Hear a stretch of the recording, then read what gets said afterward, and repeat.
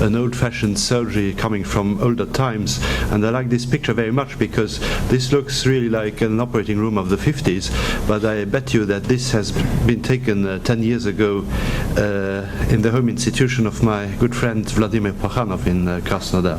And the other bad smell of this surgery is that we imagine that we are producing respiratory cripples like this poor patient here.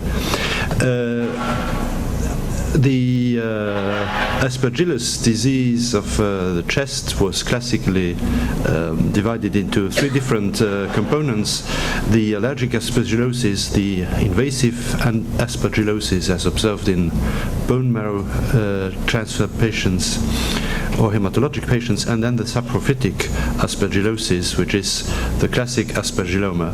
In this classification, of course, there was limited place for surgery. In a more contemporary view, we have several other categories which are opening. We still have the classic aspergilloma, but we have also surgical aspects for the invasive aspergillosis. And then we have the semi-invasive aspergillosis and the Aspergillus-induced bronchitis. So let's go into the work and discuss first of all what a surgeon can offer to a patient with invasive aspergillosis. I think I should say what a surgeon could offer, because with the more potent antifungal drugs, at least in Strasbourg, we do not see any longer such patients. The natural history of the disease is that the patient infects with Aspergillus at a stage where the immune system has broken down during aplasia, and when the immune system recovers, the infected tissue undergoes necrosis, and when this necrosis gets close to major vessels, we have the risk of major hemorrhage, of maybe fatal hemoptysis. We can, on the other hand, have some success with antifungal drugs and see some regression, but there will be some remaining spots with necrotized tissues and fungal hyphae, and these foci may cause reinfection during reinduction chemotherapy. This here makes the correlation between what happens on X-rays and on anatomy specimens. The first stage during aplasia is just this kind of infiltrate which arises, and the characteristic thing of aspergillosis is that it has a clear halo around. It's almost the same kind of image you have with small adenocarcinomas, which more pronounced opacity in the middle and this kind of ground glass around. And here you see this kind of diffuse infiltrate. And then when the leukocyte line recovers, you have this necrosis, which looks like this on the X-ray and like this on the specimen. Here you have the fungal hyphae, which are mixed up together with some leukocytes and tissue necrosis. This is the typical situation where it becomes dangerous, when the necrosis is approaching the hilar vessels. And this is an interesting case report where the patient had a real fungal invasion of the right main pulmonary artery. This here is what is left, the so-called mycotic sequestry, when you have some effective antifungal treatment, but which does not entirely clean the lung. So the two options we have in to indicate surgery is the first goal would be prevention of lung bleeding. So this is based on early detection of this famous halo sign, and then it is recommended, once such lesion is discovered, to monitor the patient with repeated CT scans if these infiltrates are close to major vessels. And the alarm bell is ringing when the prevascular fat rim is disappearing, because this would mean that the vascular disruption is very close. And there was a nice publication in the middle of the 90s by Alain Bernard from Dijon. He reported on 8 patients he monitored in this way, and so he brought them to the operating room. No deaths during surgery. Of course, 2 patients progressed with their hematologic disease and died of this. This was a keystone paper, we thought, but neither in Dijon nor elsewhere in France there were larger series than this, so it still remained some peculiar indications, and hopefully the antifungal drugs we have nowadays are more effective and we can avoid such surgery in these patients. The other goal of surgery would be to eradicate infected tissue to reduce risk of reinfection. And this, of course, is like surgery for metastases. You have to remove any remaining lesion. And we were among those who published in the early 90s the success of this strategy to remove these residual sequestri and then subsequently to proceed with bone marrow grafting. If we pull several series taken from the literature, the operative risk of these operations is relatively reasonable, around 10%, given the situation we have to face with these patients, acute leukemia, aplasia and so on. I think this is acceptable. And if you look at the result in terms of control of aspergillosis, there were only 5 patients among 53. That means again some 10% who recurred their aspergillus infection. Why do we have a reasonable amount of complications? Well, it is because these are young patients, they have no underlying lung disease, and if we do these removal of sequestri, these are limited peripheral resections as we would do for multiple metastases. So this chapter, I think, can be closed because it is it may happen once or twice a year, so needless to talk more about it. The traditional aspergilloma is still existing, and I think the prognosis is well set since the 60s, when Beltran Plummer described the 2 main variants, which are the simple aspergilloma and the complex aspergilloma.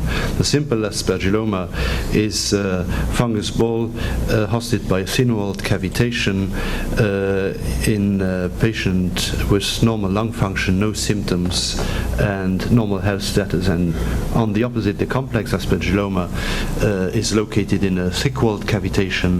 The patient is symptomatic, most often has disabled lung function and some kind of poor nutritional status. And this is also reflected in a table taken from one of our own material, where you have the complex aspergilloma, the simple aspergilloma, and you see that you have a huge difference in terms of percent of ideal weight, vital capacity, or the useful capacity, FFV1 over vital capacity. Then the ideal curative treatment for this type of disease is, of course, surgical resection. The ideal treatment resects not only the fungus ball but also the underlying diseased part of the lung, which means that the ideal resection would be a lobectomy. A segmentectomy maybe if it is really peripherally located, but we shouldn't take the risk to open up the cavity. A pneumonectomy, of course, in this setting is dangerous. So the fears and questions about this, first of all, the technical challenge to the surgeon, the risk of death in some cases, be it spontaneously, be it post-operatively, and the risk of post-operative complication. So the question is, should we operate on a routine basis to prevent further spontaneous complications, or should we wait that the patient becomes symptomatic and then go on to operate? This brings us back to the simple aspergilloma. Let us repeat once more. These are limited lesions with normal lung function in patients with no complaints, and we don't know anything about the natural history, what will happen later, but we know that the operative risk is low. So just some illustration. Here you have a typical simple aspergilloma, and then sometimes when you go to the patient's file, you find the natural history of the incipient disease. Here you have a small cavitation, and here you see mild thickening, and then a couple of months later there is a small fungus ball which is arising, and then again sometime later you have the full fungus ball. This patient here is already trying to become a complex aspergilloma, but I would still consider it simple because, well, cavity is well delineated. You see here nice fissure, there's not too much fibrosis around it, so this would be a simple and straightforward case. The complex aspergilloma most often occurs because there is some underlying lung disease, and classically this lung disease has been excavated tuberculosis. We have seen some patients also with marked sarcoidosis, and the common denominator is that these patients have poor respiratory function, quite often a poor nutritional status, and when they are referred they are symptomatic. We know that in this category the operative risk is increased, but the spontaneous risk is as well. So here is an example of a complex aspergilloma. We can have even more important lesions. You see this is reaching down along the posterior mediastinum, and this is perhaps an extreme example where the aspergilloma involved almost the whole hemithorax. So when we have a complex aspergilloma, which surgery should we offer? We said that the ideal resection is a lobectomy, but of course if the aspergilloma is larger than just the lobe, it becomes difficult. We have problems with adhesions, and these adhesions are usually well vascularized and need some quiet surgery with step-by-step hemostasis, and there is a damaged lung with perihilar fibrosis, which makes it also a little bit more difficult in the hilum, in the fissure. The post-operative complications we have to face is repeated bleeding, poor expansion of the remaining lung, and maybe some pneumonia. To do a pneumonectomy is also a risk procedure. Here we have from our own material comparison in patients with destroyed lungs. These here are those who had an aspergilloma, and these are those who did not. And the pink part of the bar is the part of patients who developed empyema after pneumonectomy. You see that in Aspergillus patients we were not very lucky, and well, some patients may end up in this type of situation with the need for an extended thoracoplasty to control the infection and the tracheostomy because they have chronic respiratory failure. The alternatives to resectional surgery are numerous. You can embolize bronchial arteries to stop bleeding, but usually there is a very huge collateral network, and this embolization has no duration. After a couple of months, all this is again reinjected. Injection of antifungals into the cavity, you take the risk of flooding the lung. You may destroy the fungus ball, but the cavity is remaining, and there are several reports of relapsing aspergilloma and relapsing symptoms. And then in high-risk patients, one thing you can do is just to do a cavernostomy if it is close to the chest wall, remove the fungus ball, but then again you have a patient with a hole in the chest wall. It's perhaps better than to have a dead patient, but it is definitely not very satisfactory situation. Then the more aggressive option we have is to go and do this cavernostomy and remove the fungus ball, but then to do as good old-fashioned tuberculosis surgeons did, to do an thoracoplasty to obliterate the underlying cavity. This is, of course, a relatively risky procedure, but I will show you the results we have achieved with it, which are quite satisfactory. There is one particular indication we see from time to time. These are patients who got a lobectomy, post-operative radiation therapy, and then develop some kind of aspergilloma in the irradiated lung, like this patient, for instance. What can we do? Remove the lung to do a completion pneumonectomy with an aspergilloma. I think this is dangerous, so the best thing here is the good old thoracoplasty, which resolves the problem. If we look now at the operative risk, to show some numbers comparing simple and complex aspergilloma, we discover that there is virtually no mortality observed with simple aspergilloma. The daily series has been published in 91 or 2 and goes back to the 60s. So this was surgery performed with another environment. And then in complex aspergilloma, there the mortality rate goes quite high, and we can say that it is somewhere between 10 and 20%. Of course, it depends which patients you put into this series. If it is a complex aspergilloma in emergency situations after half a liter hemoptysis, of course, the mortality rate will be closer to 34. If it is a complex aspergilloma in a well-prepared patient, well, then maybe you bring it down to the lower border. What we should also take into account is that there are certainly recent demographic changes.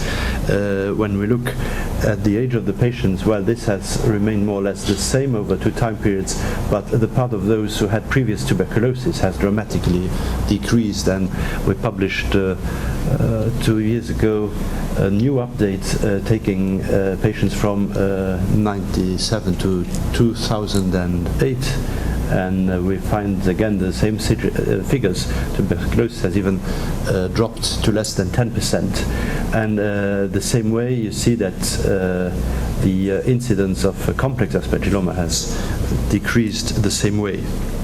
If we look at the results of the surgery, we get the same impression, which is quite logic. More simple aspergilloma, that means less problems with lung re-expansion, almost no thoracoplasty left, less problems with postoperative bleeding, less pleural space problems, and less of these extreme long hospital stays. Just a few words about some new developments in Aspergillus disease, the so-called Parietal Aspergillosis. I found 3 case reports, 2 of them occurring in patients in narcotic-addicted patients. So this is certainly a hematogenous spread by unprofessional intravenous injections, and the treatment is quite easy: surgical debridement, systemic antifungals, and these patients recover. For those who are interested in lung transplantation, we can refer to this paper from the Stanford group. They described as a special type of ulcerative tracheobronchitis, which is located in the perianastomotic area and involves the proximal donor bronchus on the donor side. And if you sample these fibrinous deposits in these ulcerations, you find Aspergillus. And in the original paper from Stanford, you had 4 patients who healed with amphotericin B and 2 who died to progressive Aspergillus pneumonia. We ourselves published a sad story of a patient who developed an bronchoarterial fistula with a fatal issue owing to such an Aspergillus bronchitis, which developed an abscess between the bronchus and the pulmonary artery. Then we have the pleural aspergillosis. There are 2 aspects again. The first one is an early postoperative pleural aspergillosis, which is obviously related to intraoperative seeding combined with a failing re-expansion of the lung. As always, you need some space for the infection to develop. And then there are some rare cases of late pleural aspergillosis, which is related to chronic bronchopleural fistula connected to a residual pleural space again. And for any of these variants, the key to heal the patient, like for any empyema, is to obliterate the residual space. So what can we do? Formerly, we believed in pneumoperitoneum.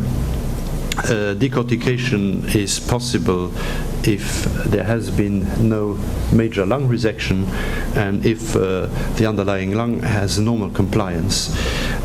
Myoplasty can be used to fill the defect, but this again is debatable if the patient has had some previous chest surgery. God knows in which state are the muscles. It depends also on the size of the pleural space we have to fill, and chronically ill patients may be quite malnourished and have weak muscles. Open drainage may provide an immediate control, but then leaves the problem how to close this hole. So there again, we had a period where we were comfortable with thoracoplasty, and we had 14 of such patients, 1/3 early, 2/3 late pleural aspergillosis. There was 1 postoperative death.